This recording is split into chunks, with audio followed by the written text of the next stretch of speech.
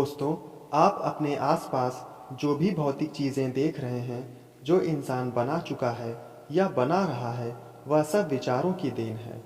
बनने से पहले वह किसी इंसान के विचार ही थे और इन्हीं विचारों के ज़रिए हम दिन प्रतिदिन और आगे बढ़ते ही जा रहे हैं। तो इससे हम विचारों की शक्ति का अंदाज़ा लगा सकते हैं।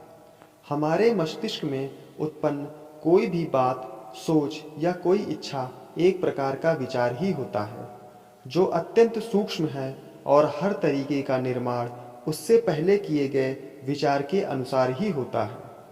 तो इससे हम समझ सकते हैं कि इंसानों द्वारा बनाई गई सभी चीज़ें विचारों की ही देन हैं।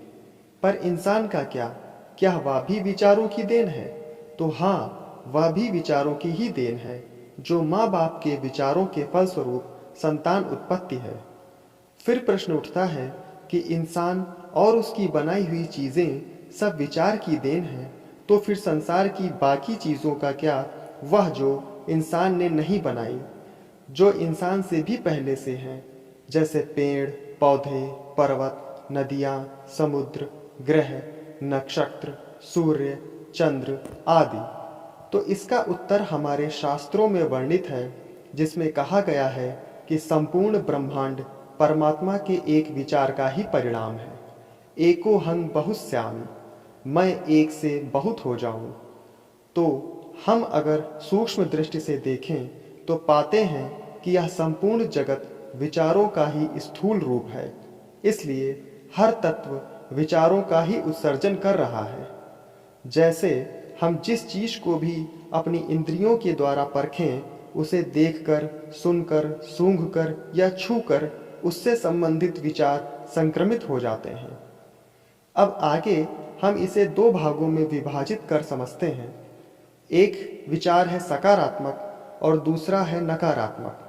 ऐसे विचार जो हमें खुशी देते हैं और हमें कुछ बड़ा और रचनात्मक कार्य करने की प्रेरणा देते हैं, सकारात्मक विचार कहलाते हैं। इनसे हमारा स्वास्थ्य भी उत्तम रहता है। और ऐसे विचार जो हमारे अंदर दुख, असंतोष, घृणा, नफरत, क्रोध जैसे भावों को जगाते हैं और हमारे आसपास नकारात्मकता का माहौल पैदा करते हैं, नकारात्मक विचार कहलाते हैं।